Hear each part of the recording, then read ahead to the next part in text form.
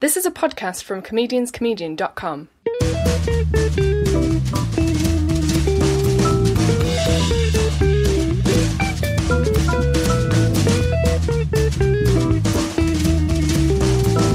This is the Comedian's Comedian podcast. Hello and welcome to the show. I'm Stuart Goldsmith, and today I am thrilled to be talking to Jeremy Dyson, the fourth member of the League of Gentlemen, the one who was very rarely in the show apart from the odd cameo, and who in the meantime, since then, has been working on, among other things, co-creating a successful, very successful West End show, which has now become a movie, which is called Ghost Stories, and it's released this weekend, so I hope you get along to see it, having listened to this conversation with its co-creator, along with the accompanying episode of this podcast with Mr. Andy Nyman. This is Jeremy Dyson.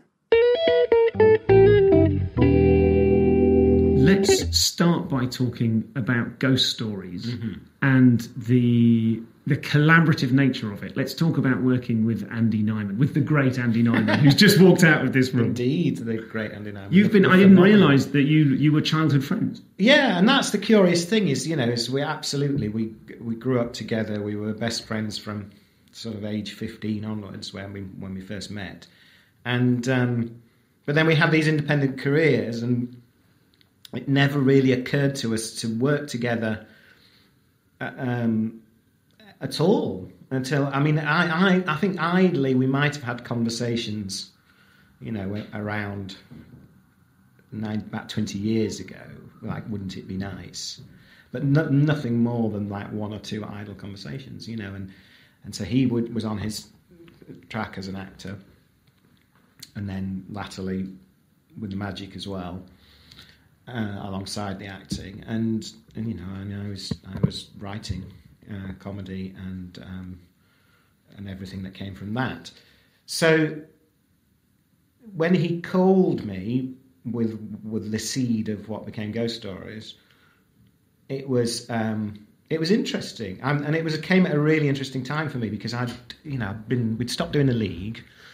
I'd done Funland. I had a kind of crazy time in the latter days of the League where it was really packed. I was doing two things at the same time.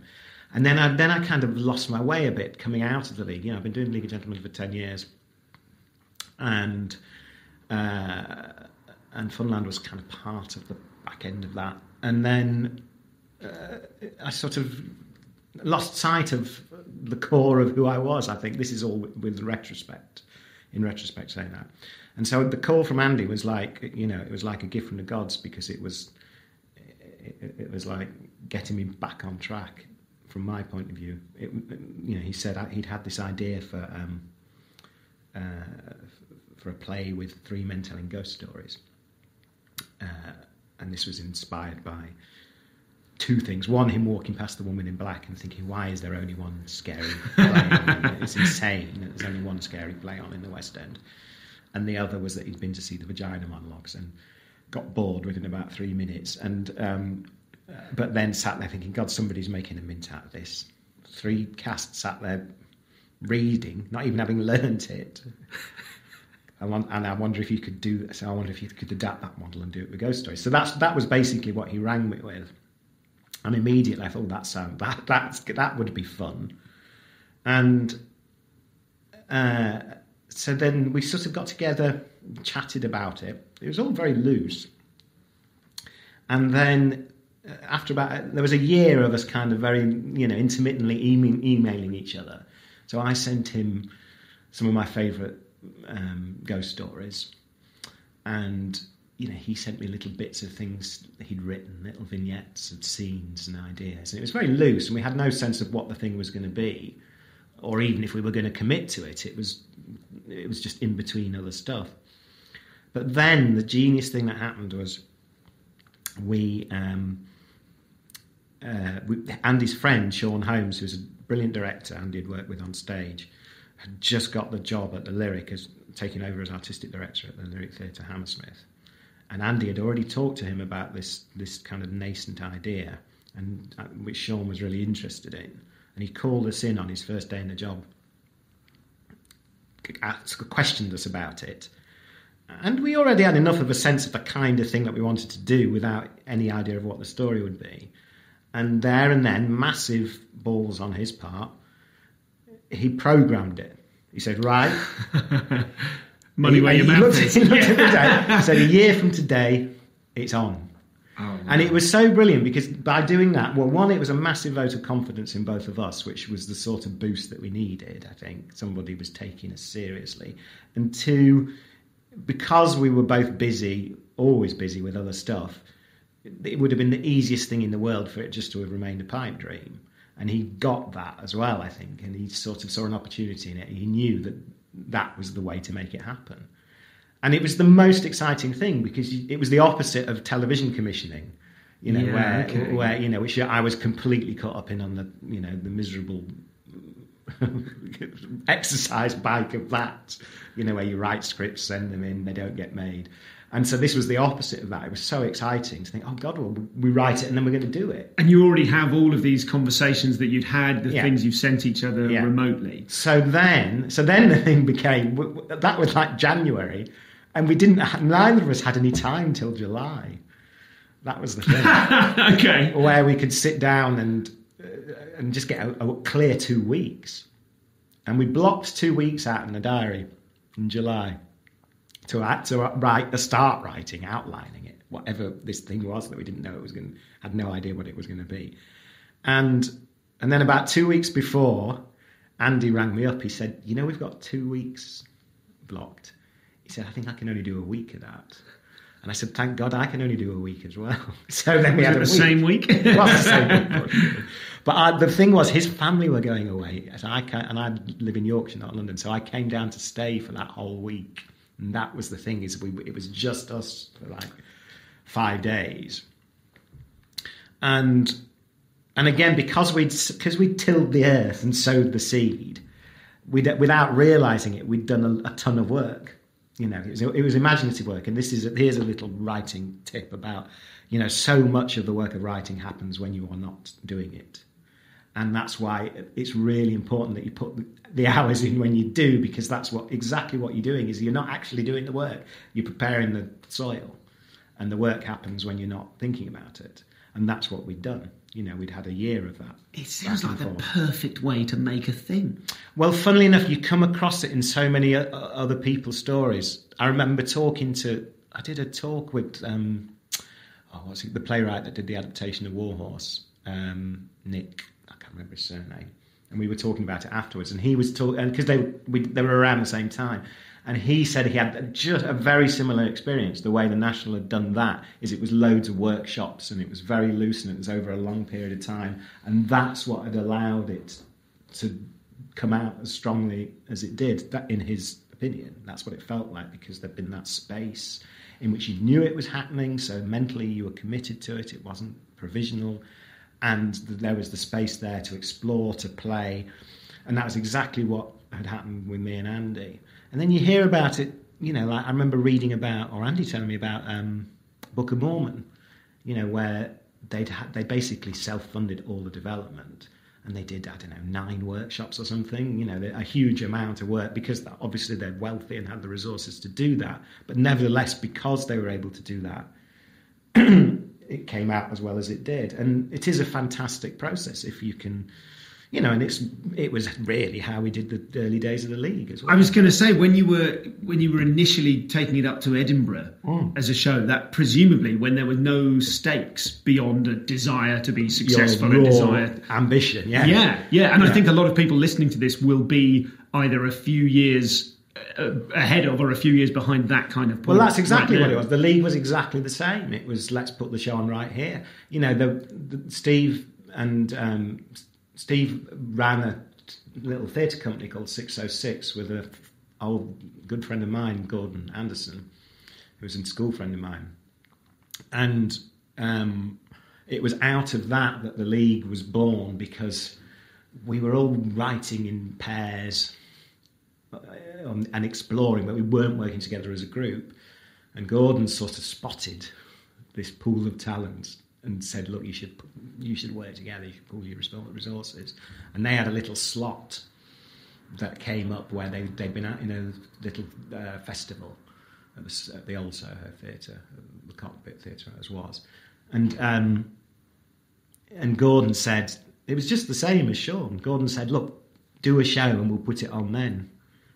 And that was, sort of, we had 6 months to put that together, and that's what we did. Same thing, yeah, kind of played, explored. It was just us. It was a pure experience. So identical, yeah. And then, and we gave ourselves a couple of years of that with the League, where once we realised we couldn't go on the stand-up circuit because it was death to drop a fourth wall down after a stand-up had been on with sketch material. Steve's idea again, let's book out the Canal Cafe, do our own night, and that's what we did. And it was the same thing. You had a year of putting stuff together with only, with, as you say, low stakes, small audience, and it meant that by the time you took it up to Edinburgh for a bigger audience, an awful lot of work had been done. And that work that had been done, some of it was I would imagine some of it was work like, hard work, and some of it was work in the sense of play. Yeah. It sounds like both of these projects that's always the creative process. It's always a dance between both, and you've got to get them in the right amount. You can't just have the hard work without the play because it's deadly, and you can't just have the play without the discipline of a tangible date when the show's going to be on or whatever, because you won't do anything. So it's left brain, right brain, So this is Jeremy, a very different... It's so interesting interviewing two people right next to each other with nary a breath in between. Fascinating to speak to someone so assured and so confident of their ability, and yet so kind of unassuming, I think is the word. It was so lovely to meet both of these guys, but I think Andy has a kind of sense of internal power and confidence, and Jeremy seemed to me to be much more kind of gentle in his energy, and really, it was absolutely fascinating to imagine that working process of the two of them being round the same flat and just working together for a week and watching movies. And it sounds like just a dream of a process. Do a bit of background work with your best mate on a thing that you're mutually excited about. Why can't it all be like that? So we will talk a little bit more about the League of Gentlemen. We'll talk a little bit more about ghost stories, and all of those things are coming up. Two little things in the meantime. Thank you for everyone who is continuing to support the show. As I have teased on one or two occasions, the next phase of whatever the membership of this podcast is going to be, a way of drawing you closer, that will be rolled out initially. I think it will happen, but we will have to see. I feel like it's going to happen. And whatever experimental version of it happens, which that's a definite, that will be rolled out in the first instance to people who are regular subscribing donors to this show. So if you would like to get along to comedianscomedian.com/donate, there's never been a better time to support this podcast, because you get to be the excited people who start to hear the first a little bit of buzz on the grapevine about some of the things that I'm going to start trying to put in place. You can donate regularly with a small £1 or £2 or £5, and someone said, can you do £7.50? Probably. Go along to comedianscomedian.com/donate, and you can support the show via PayPal, Patreon, or Moonclerk, which I think 8 people do. Was it worth bothering? Yeah, it was worth bothering, but it's always funny to get an email from Moonclerk and remember that exists. So thank you for those of you who are continuing to support the show, either by donating or by sharing it around and telling your friends about it and walking up to people in the street and writing it on their heads in pen. Thank you so much. If you would like more information about my stand-up comedy tour, Like I Mean It, one of the 20th best reviewed shows at the last Edinburgh Festival, is now on tour all over the UK, and I've got about 2/3 of the tour left, maybe something like 25 dates left to go. I've been really enjoying it. The first half is work on is the show, and the second half is a big, flappy, loose workshop from notes that, to my chagrin, is often sort of more enjoyable than the first half, despite how much work went into the first half. There's just two different things, and I'm glad I'm doing them the way round that I am. And the first half is very enjoyable. It's a very strong show. The second half is just It just makes me think this is a chat for another time, but it does occasionally make me think that I should just do work in progress for the rest of my life. I think it suits my energy. As soon as something becomes fixed, I find myself going, well, that is fixed and I know how this works. And it works. It really works. It's great fun, but it doesn't contain the same joy of discovery for me. And I think maybe I'm a joy of discovery person.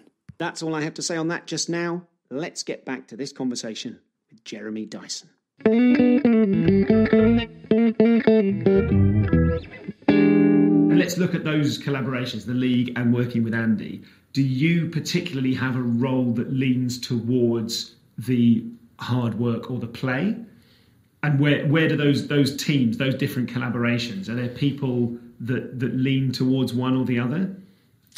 I think in the League it was quite evenly balanced. In that, I mean, I love both. You know, the play thing and just the laughter and the joy and the fun is the reason you do it. You know, that's the thing, that's your fundamental drive. That and wanting to entertain people. It's those two things.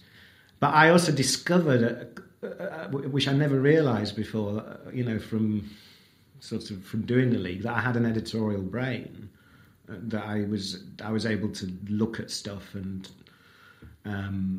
you know, have a sort of instinct for the bits that were working and the bits that weren't. I mean, we all had that in the League. You know, the other three were extraordinarily gifted and talented people. It's a miracle to me that we found each other and that they should have all been in the same place at the same time. You know, and they were that from the start. I mean, you know, I met Mark in end of '86. And you know, he was Mark Gatiss then. He was, you know, he's the same person. And you know, and Stephen Rees. I mean, they're the most unbelievable writers. I mean, it was intimidating when we started writing together because they were just phenomenal.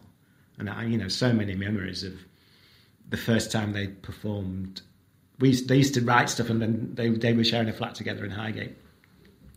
And you know, you'd go around and they'd do the sketch for you that they'd written that afternoon. And I remember going around and they'd done the Mau Mau sketch, the businessman telling the joke. And you fuckers, how have you written that? It was like the best thing you'd ever seen, you know. And because we were all comedy fans, and you knew what you were matching against. And I couldn't believe the stuff that they came out with.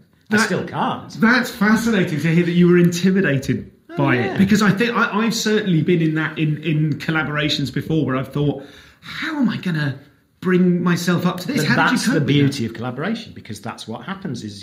We had this saying that I came across in a Leonard Cohen interview where he was talking about his time when he went into the monastery, and he said that the monks were like pebbles in a bag and they polished each other.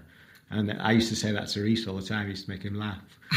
But we also thought it's true, because that's what happens when you're collaborating with people. You know, you get to borrow off each other, but you also get to learn off each other, and you are motivated by each other, because, you know, most ambitious people and creative people tend to be competitive, but you use that in a positive way rather than a negative. It's like they've done their thing, and you think, oh, all right, well, I'm going to do my best to fire back, and you know, so it's uncomfortable and you know, scary, but also exciting, because you find out what you're capable of. And I had that so much particularly in the, you know, after the first Edinburgh show with the League, where I always had a thing, because I wasn't performing, that I felt I had to pedal harder, you know, to earn my place.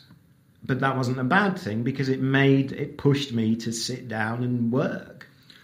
Do you see? It's very easy to look at the League from the outside, and because the other three members are so visually connected with specific characters and moments and jokes, and it's hard for me from the outside to go, that's a Jeremy moment. Are you presumably, are you able to identify a particular flavour of that mix that you go, that is a thing that would not be there without me? Well, you know, you can look at the things just on a purely mechanical level that you wrote, and there was an amount that I wrote alone, at least initially. And so, you know, you can I can see what those are.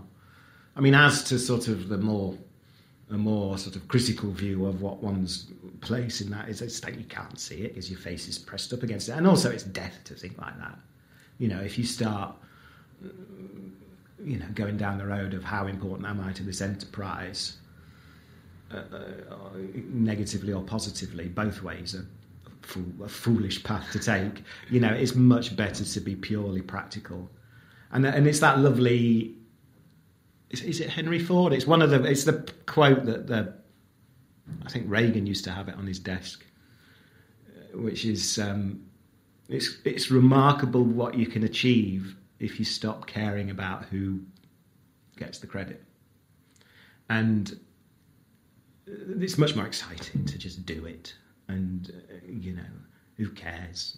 I think something that's really exciting about your collaboration with Andy Nyman is that you both have in your backgrounds and in arguably your most high profile projects, his work with Derren Brown, yours with the League, you were both the invisible person. You were both the behind the scene. You both had the kind of selflessness to sort of disappear into it and do exactly that, to kind of not care about the credit. It was also just circumstance. Is I wasn't an actor with the League, and I did appear in the very first show that we did. And I wasn't shy. I was quite happy getting up on stage. But I just didn't have that skill set. But, Mark, Stephen Rees are absolutely phenomenal. They're not just comedians. They're phenomenal character actors. And they were from the get-go. And I didn't do that and didn't know how to do that. So it was just obvious after that first show that the performance aspect of it was about the three of them. And it wasn't too much of a struggle for me to accept that. I was very pragmatic about it. It was more exciting to just be involved in the thing, and whichever way it shook down was the way to do it. But I do like the company of actors, I think, because I don't do it, but there's a bit of me that, there's a big overlap between writers and actors anyway, because you're working with character and imagining people. I do enjoy working with actors, working closely with actors and writing with actors. And it's a wonderful thing to be in a position where you write something and then you can immediately get it on its feet. I didn't realise how spoilt I was the first 10 years of my career because that was the norm. I just took it for granted to some extent. It was only when I came out and started writing stuff where that wasn't the case that I realised what a brilliant thing it is to work closely with actors and write with actors, because you can, immediately road test stuff. So, so with Andy, I was sort of, in a way, there was part of me that was repeating that. Although when we started talking about Ghost Stories, Andy wasn't going to be in it. It was, we didn't conceive of it in that way. And then it was Sean that pointed out that we'd created a lead role that was perfect for Andy to play. You said before that post-League you felt you were in, I don't remember the exact words you used, but when Andy was talking to you, you found that useful because you were in a sort of a... I'd forgotten what was important. That was the thing, which is easy to do, and particularly when you're at that point in your career and you've done one successful thing and you start getting focused on success and you think, well, that was successful, so I've got to do another successful thing. And I was just, and you get distracted. You get distracted by status. You get distracted by money, or any number of material things. And the thing about Ghost Stories was oh no, it's not about any of that. It's about the fun. Yes. It has to begin with you not just enjoying it, but being in your sort of most fundamental. It's about, well, what have you got to offer? What's particular to you? That's going to be interesting to other people. And again, it's not mild interest. It's passion, absolute fascination. What's your obsession?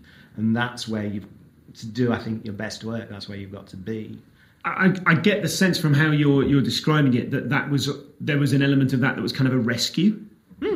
And I think, given the preoccupations of the listeners of this podcast, a lot of whom are creating things themselves and trying to suffer through the sometimes punishing mental health aspects of that process, was that something were you being rescued from that? Was that undoubtedly. And there's a mystical side to it as well. There's a whole brilliant thing that which again, anybody who does this will have these kind of experiences, little synchronicities and things, although there is a hugely mysterious side to the creative process. So I'd gone to, because I knew I was a bit stuck and a bit lost. And this was just before I got the call from Andy. It was sort of towards the end of, it must have been late 2007. And I'd found this kind of creative therapist type of woman who'd advertised, I think, or she might have written out of the blue. And it was somebody you could do a workshop with, basically. And like a one-on-one. Yeah, okay. To sort of help recover your mojo. And Okay, I didn't know that was a thing. Well, I didn't either, and it was sort of out of the blue. I think she'd loved Funland, and she'd sort of written through my agent and said, if you ever need any help, this is what I do. Okay. And then I must have kept the letter, and I obviously knew I needed a bit of help, and I'm used to asking for help when I need it. It's always a good strategy, and so I contacted her, and she was over in Liverpool.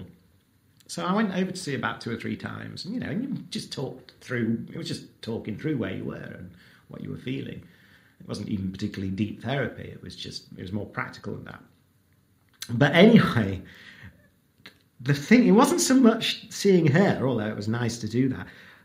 On the 3rd time I went to see her, the last time I went to see her, I got a taxi back. She was out past Strawberry Fields, and I got a taxi back to the station. And I got into this conversation with this lovely Scouse taxi driver who started telling me about his daughter, and out of the blue, I hadn't told him what I was doing there. He was talking about his daughter having these kind of problems with her career, and then he told this amazing story. Actually, then we've got time. We got time. Yeah, absolutely, we did. Yeah. He said, it reminds me of this story. He said that there's a guy, there's a businessman, hotshot businessman, and he's on holiday on a Greek island. And he sat watching this old fisherman who's on the harbour, side of the harbour. And this old fisherman is making a net. And he's completely absorbed in this process of making a net. You can see he absolutely loves it. He's a wonderful genius craftsman. And, every second of this activity is absolutely fascinating and wonderful to him. And this businessman's watching him, thinking that this is an incredible skill that you see him. And he goes over to him and he said, I've been watching you for the past 2 hours, he said, and you're obviously a fantastic craftsman. And I'm a businessman. And I think I could take your nets, take what you do, and we could go global with them. And, you would make a fortune. And I know what I'm doing. And, we bring in a lot of money. And just imagine, you've got this money. You see that island over there? You could buy that island. You could sit on the beach from morning till night. You could do whatever you want to do. What would you want to do? And the guy just looks at him and says, make nets. Anyway, he told me this story, and it was like a lightning bolt. It was like I'd gone to Liverpool to find out where was I going wrong. Yes. And I got the answer, but not from the person I went to see. And the most amazing thing is, just over a year later, no, hang on, it was 2 years, just over 2 years later, I was back in Liverpool, which is a place I never go. I think that was about the first time I'd properly been to Liverpool. With ghost stories, we opened ghost stories in Liverpool, and it was like the magical nature of that, and I'd found what my net making was. I'd rediscovered what my net making was. I feel like I should defend your creative therapist here by suggesting that she possibly put you in a state of mind to receive that message. Absolutely, and the whole thing, actually, it was my decision to seek an answer. That, of course, that kick-started that whole process. But it was a process, and it just shows you that. You are not an island and you are not an individual operator, and anybody who's doing creative work has to grasp that. You are part of a network. We're all part of a network, but, you're acutely aware of it when you're doing creative work. And, you're just like one of those nodes in the net, but you have to open yourself up, to receive what's coming along and what's crackling along those lines, and you need humility. So you've got to be able to know when you're going wrong or when you're off beam, because you're constantly going off beam, and you constantly need your hand on the rudder to adjust course. And sometimes you need a big adjustment, and that was a big adjustment for me. But you've got to, always you've got to be open to it. So let's just go back to that week that you spent with Andy on the beginnings of the actual face-to-face creative process. What did that look like? How did you spend your time? Were you pacing around, going for walks? Were you staying up late and looking out the window? What does it look like? All of that, but loving it. Because it was, I think that probably the first, we talked about it, we didn't know what it was, and I think the first thing we did on the first day was, let's watch some of our favourite films, having spent an hour just not really getting anywhere. And I think the first thing we put on was Dead of Night, and which is the original horror anthology, and immediately it was like, ooh, what about doing an anthology? Okay. And because I think, because we were halfway there anyway with this idea of three men on stools telling stories. But it was the thing about Dead of Night, of course, that makes it the best ever, is that the through-line story is the best story. It's not whereas all the other anthologies, the through-line story is a kind of, at best a conceit. Yes. Just to hang the stories off. Yes. Dead of Night, it's a proper story, and so that was one lightning bolt moment of that's really interesting, and that becomes even more the case moving from the theatrical version of Ghost Stories to the movie, whereby now I didn't see the theatre show, but Andy was telling me about it, that the extent to which the through line becomes much more like we were talking about a decision, a production meeting decision to take away the moments in between the three stories when you return to Philip in the office. So that's really interesting that you also bring that up about the nature of a through line being the most important story rather than simply a holding pattern for the stories. Absolutely, we knew we wanted to do something that was satisfying, and not a partial thing. So I think we set ourselves that challenge, and it and solved it. Continued to solve it. We didn't completely solve it on stage version. We were continuing. It was continuing to work on it right up until the edit. So that's the other amazing thing with Ghost Stories is we were so much in our place of combined fascination that we never tired of it, even though we were working on this thing for 8 years. If you take it from mid 2009 through to finishing the film mid 2017, it was 8 years of work. That there was never a time, never a day on it where I'd had enough of it or Andy had had enough of it. It was consistently fascinating because it was an amalgamation of all our fascinations. It was the supernatural stories. It was the world of conjuring, because I'm as passionate about that as he is. Okay. Because I'm partly responsible for leading him into that world, because it was my interest in it that fueled his interest in it. I see. Okay. It is the aspect of making stuff, putting on a show, making a film, which I adore. That's the thing I love the most, is the making side of it, and then it was the. Those were the headlines, I would say. But there was so much of all of that in this raw material, in this source material, that it just fueled the whole thing. It sounds like such a dream of a process. Oh, it was. Was there any conflict? Were there any tearing your hair out? Yeah, were there things you disagreed on? Yeah, of course. Yeah, that was part of the process, as there used to be in the league. You can't do it without that, because if it's the thing's worthwhile, it's gonna have. It cannot be worthwhile unless there are hard problems to solve. That's what makes it worthwhile. Could you give us an example from the league, to kind of go back? Was there a hard problem to solve that you could think of, something that caused ructions? One of them was, we never had ructions where we screamed and shouted and fell out with each other, nor did me and Andy. That's not our temperaments. I don't like working in that way. I don't agree, and I know Andy doesn't, that is somehow that there's some romance or nobility or necessity for screaming and shouting at each other. I think it's bullshit. I think you can do it in a collegiate and considerate way. But nevertheless, yeah, absolutely, there were intense discussions.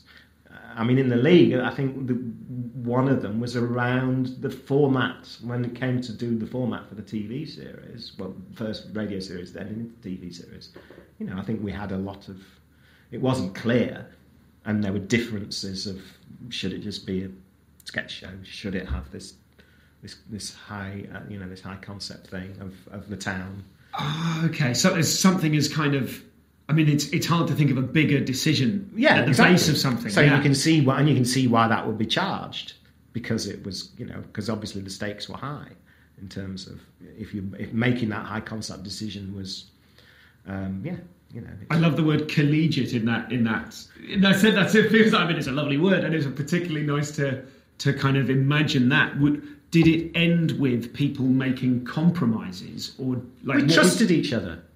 So even if at the end of that stage, I wouldn't say everyone was 100% on the same page, but we had enough mutual respect that even if you didn't feel it and someone else did, you had enough respect for the other person to think they might just know something I don't.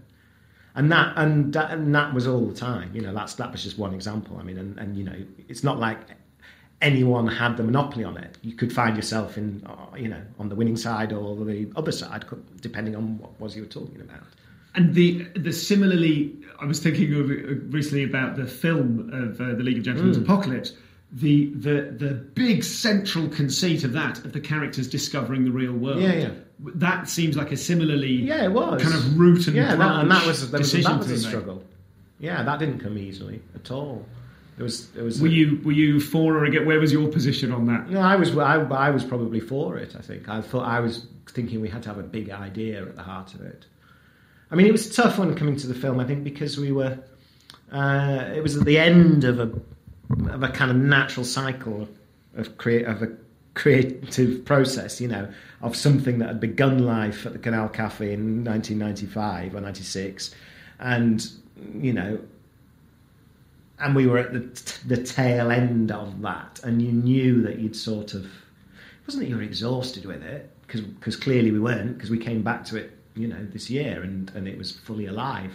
But I think we'd been working non-stop on it and on that for a long period of time, and so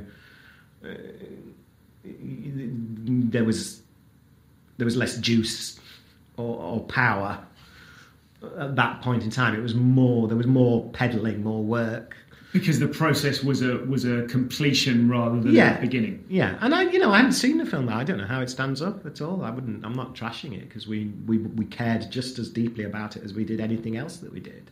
And I remember really enjoying making it and really laughing, but it was at a different point in the cycle. That's all. And with the forthcoming tour, with where have you begun work on that? We've started work. Yeah, me and Mark have been writing, and that must be the beginnings of a like that. That's kind of I can't imagine what it's like to come back after that length of time. Yeah, I mean, in the tour, I don't know what it's going to be yet, so it's hard to talk about it. Sure. I mean, I know what the constituents are going to be, but I don't know what the whole's going to be. So it was interesting hearing Andy talking earlier about part of this process with Darren saying, "Okay, there's 8 weeks, and at the end of it, we've got nothing, and in 8 weeks we're performing to 3,000 people in Blackpool Tower." I mean, you've already sold out. Got this PO2 or wherever you are.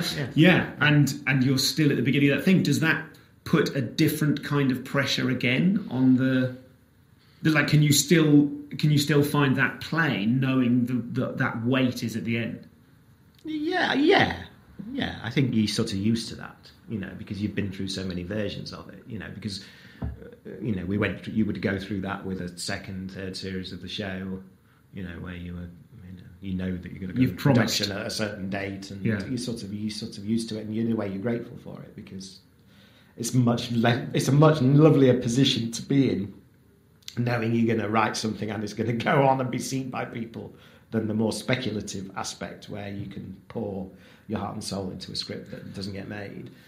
And did you, post-League, were there scripts that you didn't get away? Oh, of course. Yeah. What sorts of things? Because I'm really fascinated by not only kind of editing decisions, and I want to talk to you briefly about the work you've done as a script editor, but also just in terms of, do you have had, or do you still have other kind of lifelong projects that that you still want to get made? Yeah, of course, yeah.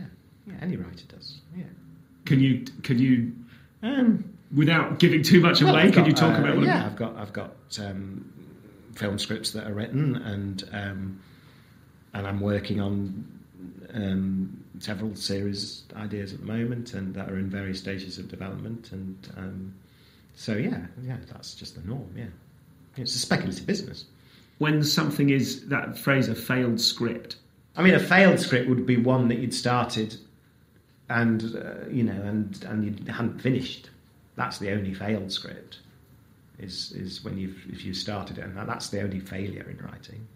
I mean, you might have projects that have failed to be as yet green-lit, but if they don't happen, there's at least an element of it that's you've chosen not to keep going with that, because we all know the stories of the how many hoops things have to go through to from Harry Potter onwards and the temptation to give up is in the writer's hand, not in anyone else's. That's one of the beautiful things about doing this work is you are the ultimate arbiter of that. It's only you that decides whether to give up on something. Sometimes there's good reason to do that, but equally, if you love something, there's no reason to do that.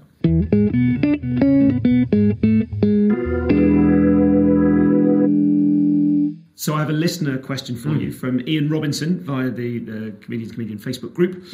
He says, when the league tour, does he stand in the wings listening to the laughs, thinking of new jokes and generally shaping the show? Or does he just stay at home? And if it's the latter, does he feel he's missing out in some way? By the time it's touring, at least going off the other tours, it's a fixed beast. Apart from the naughtiness that Mark Stephen Rees will throw in from the first night, in amusing themselves by changing lines and stuff. We don't tend to. Once you're beyond, at least historically, once you were sort of beyond the previewing stage, it was sort of a fixed thing. I would historically, on those big tours, I would go out. I'd sort of go and see it once or twice a week, but I didn't. It was just they're pretty self-contained once it's up and running. They give each other notes. They don't really need.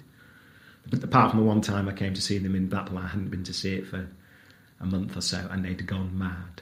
Talk to me about that. That sounds because it was so long, that first tour, that first big tour, and I think they started to crack up, and they were imagining things. They kept imagining that they could hear a popping sound out in the auditorium, and it was a kind of spirit. I mean, it was the kind of thing that would have started as a joke and then finished. Oh, they were saying that on stage? Like, there was a point when Mark will tell the story where they came out of character in the card game sketch. Did you hear it? Because it was where the madness was. And how do you feel as a kind of? I would have guessed that there's a sort of almost a fatherly feel, yes, because you're necessarily outside of it. That's how I would have seen it. I don't think they would have seen it that way, but that's how I would see it. Yes. To finish then talking about ghost stories, we must wrap up. I thought I saw a screener. I saw it with a couple of friends, and we were properly from the first 5 minutes. We started in that first story, the Paul Whitehouse story. We started to get dragged into this rhythm, like inescapably. We put it on in the middle of the day, and we were a bit, horror movie, okay, not dismissive, but not being hooked on the horror genre. I was thinking, it's light outside. I'd be interested to see how funny this is. I'd be interested to see how much it scares me. And by the end of it, I mean, it had got dark by that stage, and we were turning the lights on in other parts of the house. What do you think is your superpower as a creator in terms of making something frightening or making something funny? It's a dance between creating and editing. It's about having those moments of inspiration, for want of a better word, where ideas just pop into your head. Having enough of a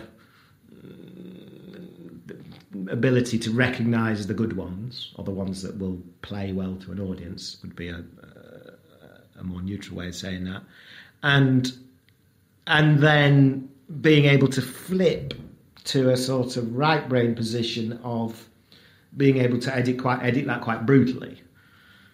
And I think, I suppose, where I feel fortunate is I've got both sides. Is that I've got an editorial instinct where I can read stuff. It's easy when you're reading other people's stuff, and see the stuff that's not helping falls away, and you can see the clearer stuff. But I also have a facility for having ideas. It would be, that would be a real superpower, to be able to judge your own stuff as you would if someone else had handed it to you and it was theirs. Yeah, physician, heal thyself. Good luck with that. But you can get better at it, and I've kind of I've learned through exercising the muscles to get better at it than I used to be. But it's not the same as looking at other people's, because you can't be that objective. But I am a bit better at editing my own stuff than I was. And what's the opposite of that question? What are the areas that you feel that you see other people do, in terms of writing, and you think, I wish I was as good at that element of it? Oh, confidence. Yeah, when you see those brilliantly confident, like the Coens, where they've just got their voice and they know who they are. And I'm sure it's a struggle for them. I'm sure it's not effortless, but from the outside, you just think everything they do it's so confidently them. It's such a unique voice, and they've mastered being able to render it beautifully and make it play to a surprisingly large audience, given how particular it is. Yeah, so that's always the light on the hill is that confidence in your own voice, learning not to doubt what you have to offer, but to see how valuable it might be. Yeah, that's the lifelong struggle. Are you happy? I adore what I do. I just, and I wake up and pinch myself and can't believe that I'm in this position. And, which isn't to say that it doesn't come without daily challenges, but they're all part of that. That's grist to the mill. That's all part of the joy of doing it, because it never gets boring. There's not a day when you wake up and think, or if there is ever a day you think, I wake up and think, I wish I wasn't doing this, then you very quickly make sure you're getting out of whatever that is that's making you feel that,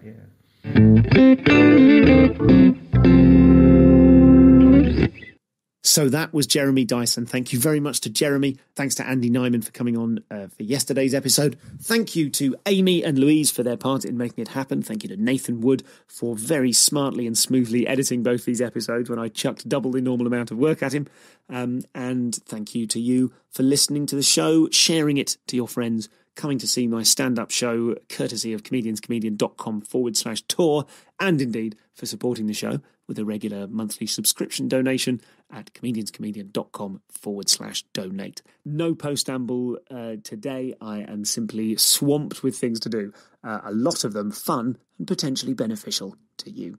I'll speak to you soon. Next week, Maria Bamford.